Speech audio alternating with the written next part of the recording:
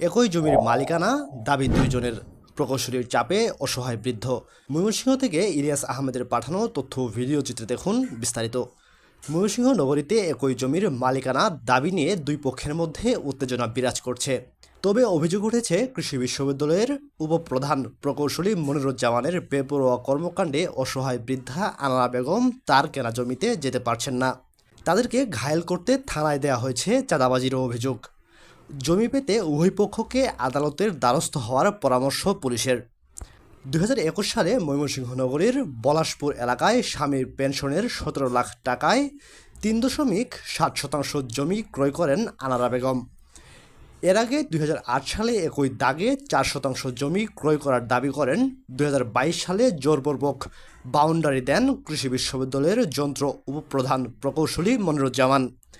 এ নিয়ে উভয় পক্ষের মধ্যে উত্তেজনা বিরাজ করলে সম্প্রতি আনারা বেগম এবং তার সন্তানসহ কয়েকজনের নামে থানায় চাঁদাবাজির অভিযোগ দেন মনিরুজ্জামান। জমি পাওয়া নিয়ে অনিশ্চয়তায় ভুগছেন আনারা বেগম। কেনার পরে আমি জায়গাতে আসি বাউন্ডারি করতে মনিরে সাদা বাসন নিয়ে আয়া পরে হ্যাঁ আঙ্গুরে বাধা দে না করে হ্যাঁ কিনছি হ্যাঁ একটা বুয়া দলিল লইয়া হ্যাঁ কয় যে হ্যাঁ জায়গা হ্যাঁ করছে আমি এটা জায়গাটা করছি অনেক কষ্ট টাকাটা জোগাড় করিয়া এই 3 শতাংশ 60 জায়গা আমি করি এরপরে আমি আসি বাড়িঘর করতে মনিরে এই সান্দাবাদ কত দেয়া আঙ্গরে মারপিট করে দৌড়া আমরা বাড়িঘর করতে পারি না।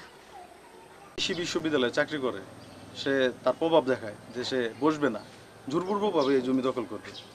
পরে আমরা তাকে আবারও প্রস্তাব জানাই যে না ভাই, আপনি বসেন, বৈশা আপনি যার জমি সে নেন, আমার জমি হলে আমি নেব, আপনার জমি হলে আপনি নেবেন।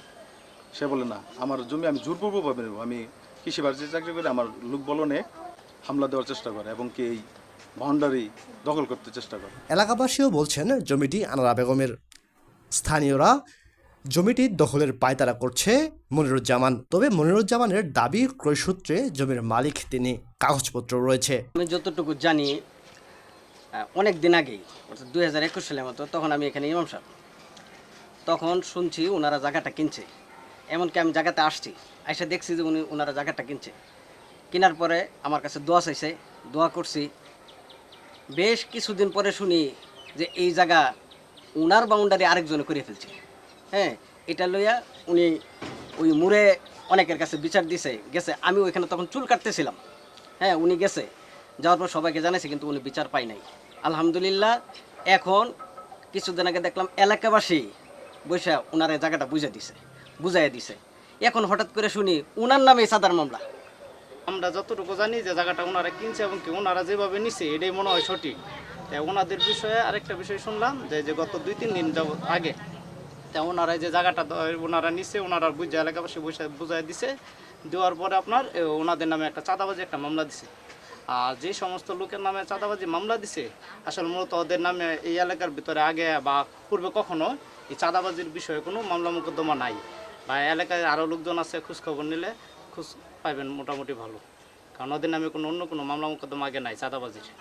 এই সম্পূর্ণ এই একটা ভুয়া একটা মামলা করছে, ওদের নামে হয়রানি করতেছে। একা চাকরি করি, চাকরির সুবাদে থাকি, কোনো হুন্ডা গুন্ডা ফান্ডা এগুলো আমি দায়িত্বশীল ব্যক্তি হয়ে আমি পালন করতে পারি না এবং আমার ভিতরে এগুলো নেই।